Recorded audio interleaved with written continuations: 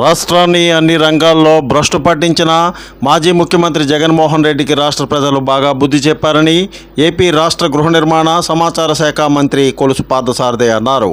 పశ్చిమ గోదావరి జిల్లాలో మద్దాంజనేయ స్వామి వారిని మంగళవారం నాడు ఆయన దర్శించుకున్నారు. అనంతరం మీడియా సమావేశంలో ఆయన మాట్లాడారు. స్వామి స్ఫూర్తి న్యూస్, పశ్చిమ గోదావరి. అందరికీ నమస్కారం. ఆ మధ్య ఆంజనేయ స్వామి ఆశీస్సులతో అందరూ చల్లగా ఉండాలని, పాడి పంటలు సమృద్ధిగా ఉండాలని, అందరి కష్టాలని ఆ ఆంజనేయ స్వామి తీర్చాలని మనసారా వారిని కోరుకుంటూ, అధోగతి పాలైపోయిన రాష్ట్రాన్ని పట్టాలెక్కించడానికి ప్రయత్నం చేస్తున్న చంద్రబాబు నాయుడు గారికి, ఉప ముఖ్యమంత్రి పవన్ కళ్యాణ్ గారికి, లోకేష్ గారికి అందరికీ కూడా వారి ఆశీస్సులు మెండుగా ఉండాలని చెప్పేసి ఆ ఆంజనేయ స్వామిని ప్రార్థించారు.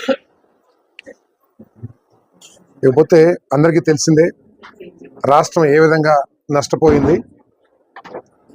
దేశంలోనే ఉన్నత స్థానంలో ఉండే ఆంధ్రప్రదేశ్, ఇతర రాష్ట్రాలన్నిటికీ కూడా ఒక మోడల్గా డెవలప్ అయిన ఆంధ్రప్రదేశ్ ఈరోజు అన్ని రంగాల్లో కూడా అడుగంటిపోయిన విషయం అందరికీ తెలుసు. ఎంత ఘోరంగా తయారైందంటే రాష్ట్ర ఆర్థిక పరిస్థితిని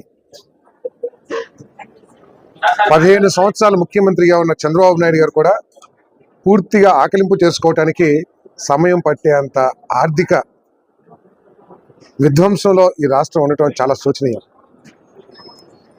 అటువంటి రాష్ట్రాన్ని ఒక చిత్తశుద్ధితో, ఒక లక్ష్యంతో ఈ రాష్ట్రాన్ని అన్ని రంగాల్లో కూడా ముందుకు తీసుకువెళ్ళి దేశంలోనే మొదటి 2 స్థానాల్లో నిలపాలి రాష్ట్రాన్ని అని కష్టపడే చంద్రబాబు నాయుడు గారు మరి ఇటీవల బడ్జెట్ ప్రవేశపెట్టిన విషయం మనకు తెలిసిందే. ఆ బడ్జెట్ యొక్క లక్ష్యం ఈ రాష్ట్రంలో భవిష్యత్తు లేదు అని అనుకునే యువతీ యువకులకి ఒక భరోసా కల్పించడం.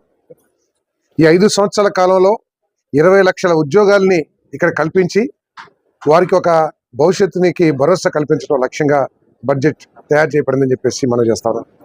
అదేవిధంగా సాగునీటి రంగాన్ని పూర్తిగా గాలికొదిలేసి కనీసం కాలువల రిపేర్ కానివ్వండి, డ్రైన్ల రిపేర్ కానివ్వండి, నిర్మాణంలో ఉన్న ప్రాజెక్టుల్ని పూర్తి చేస్తే లక్షలాది మంది రైతులకి మేలు జరుగుతుందనే కనీస జ్ఞానం లేని పరిస్థితిలో ఆ రంగాన్ని మళ్ళీ పునరుజ్జీవింప చేయాలి.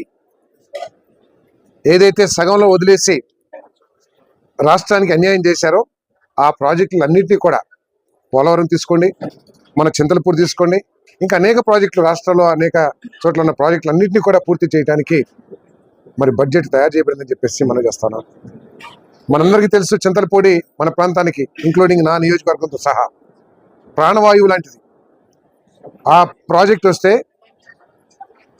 దాదాపు 2,80,000 ఎకరాలు కొత్త, 2 లక్షల కొత్త ఆయకట్టు, 2,80,000 ఎకరాలకి స్టెబిలైజేషను, అనేక వందల గ్రామాలకి త్రాగునీటి అవసరాలు తీర్చే ప్రాజెక్ట్ని మానవత్వం ఉన్న ఎవరైనా సరే, రాజకీయ పరిజ్ఞానం ఉన్న ఎవరైనా సరే, రాష్ట్ర అభివృద్ధిని, రాష్ట్ర ప్రజల సంక్షేమాన్ని కాంక్షించే ఏ రాజకీయ నాయకుడైనా సరే దాన్ని పూర్తి చేసి తనకి పేరు దాంట్లో ఒక భాగస్వామి రావాలని ఆలోచన చేస్తారు. కానీ దుర్మార్గంగా ఆలోచించే జగన్మోహన్ రెడ్డి గారు ఆ ప్రాజెక్ట్ని పూర్తిగా గాలికి వదిలేసి ఈరోజు మళ్ళీ రీస్టార్ట్ చేసే పరిస్థితికి వచ్చింది. మరి ముఖ్యమంత్రి గారు బడ్జెట్లో దానికి నిధులు కేటాయించడం కానీ, మొన్ననే రాంబాబు గారితో మాట్లాడారు, ఇరిగేషన్ మంత్రి గారు మురళి గారితో మాట్లాడారు, నేను ఉన్నాను. ఏ విధంగా రైతులకి ఈ ల్యాండ్ ఎక్విజిషన్లో మేలు చేయాలి, ఏంటి పరిస్థితులు ఇక్కడ అని చెప్పేసి పూర్తిగా వాకప్ చేయటం, ఆ కాంట్రాక్టర్ని పూర్తి చేయటానికి కూడా ప్రారంభించారని చెప్పేసి మనం చేస్తాం. అదేవిధంగా రోడ్లు ఈ 6 నెలల్లో చంద్రబాబు నాయుడు గారు దీనికి ఆదాయాలు పెంచేశారని చెప్పడానికి మేము సిద్ధంగా లేవు. కానీ ఒక పరిపక్వం కలిగిన రాజకీయవేత్త, అనుభవశాలి, విజన్ ఉన్న రాజకీయవేత్త కాబట్టి ఉన్న ఆర్థిక పరిస్థితుల్ని పరిగణలోకి తీసుకుని జనవరి 15 తారీఖు సంక్రాంతి పండగ కల్లా ఈ రాష్ట్రంలో గుంటలు లేని రోడ్లు ఉండాలి. నేను ఎక్కడైనా సరే పర్యటనకి వెళ్ళినప్పుడు ఎక్కడ గుంట కనపడితే అక్కడే ఆర్ఎన్బి ఏఈని, కన్సర్న్ ఏఈని నేను సస్పెండ్ చేస్తాను అనే ఒక చిత్తశుద్ధితో మాట్లాడారంటే రాష్ట్రం పట్ల, పరిపాలన పట్ల అవగాహన ఒకసారి ప్రజలందరూ కూడా అర్థం చేసుకోవాలని చెప్పేసి మనం చేస్తాం. Please like, share, subscribe our channel.